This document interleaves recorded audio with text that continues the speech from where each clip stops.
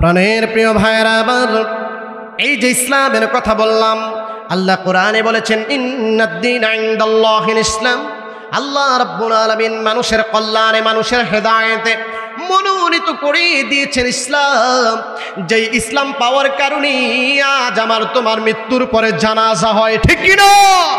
আজকে তাকায় দেখো হিন্দুস্তান, আজকে তাকায় দেখো চিতায় কত হিন্দু যুবক ভাইরা, গর্ভধারিণী মা, জনমদাতা পিতাকে, যারা সারা জীবনের আরাম আয়েশ ত্যাগগুলো স্বীকার করে সন্তানকে মানুষ বানাইল, ভিজা জায়গার মধ্যে শুইয়া যেই মা সন্তানকে শুকনা জায়গার মধ্যে শোয়াইল, দুঃখ পরিতাপের বিষয় আজ তারা ইসলামের মধ্যে নাই, বিভিন্ন ধর্ম অনুসরণ করে বিদায় আপন সন্তান তার নিজ হাতের মধ্যে আগুন লইয়া মায়ের চিতার মধ্যে লাগায়া দেয়, ঠিক কি না? আমি অনেক যুবক ভাইদেরকে দেখেছি হিন্দু ধর্মের মধ্যে মা যদি মারা যায়, বাবা যদি মারা যায়, ভাই যদি মারা যায়, বোন যদি মারা যায়, আমরা মুসলমান, আমাদের ধর্ম হলো ইসলাম।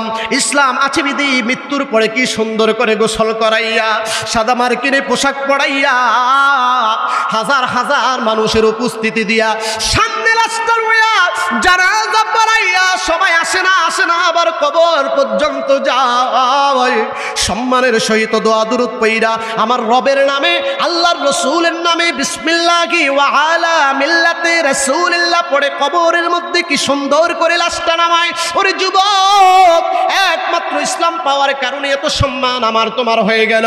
কিন্তু আমি অনেক যুবক হিন্দু ভাইদেরকে দেখেছি মায়ের চিতার মধ্যে আগুন দেয়, বাবার চিতার মধ্যে আগুন দেয়, ভাইয়ের চিতার মধ্যে আগুন দেয়, আত্মীয় স্বজনের চিতার মধ্যে আগুন দেয়।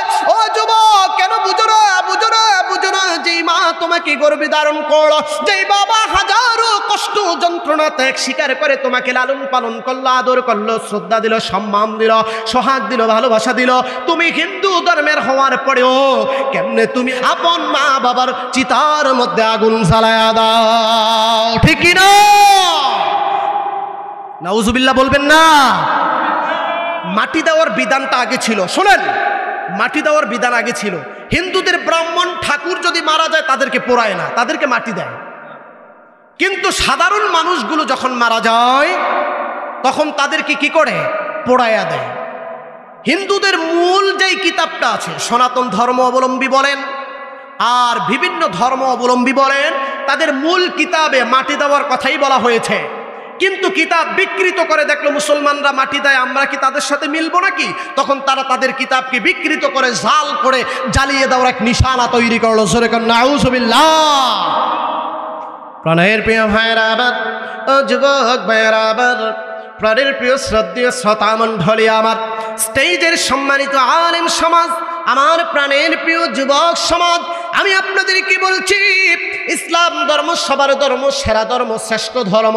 এমন একটি ধর্ম তুমি তোমার জীবনে পেয়েছো, এমন একটি ধর্ম আমি আমার জীবনে পেয়েছি, যেই ধর্মের অনুসরণ অনুকরণ করলে আমার আল্লাহ রাব্বুল আলামিন কিয়ামতে জান্নাত দান করে দিবে। সুবহানাল্লাহ।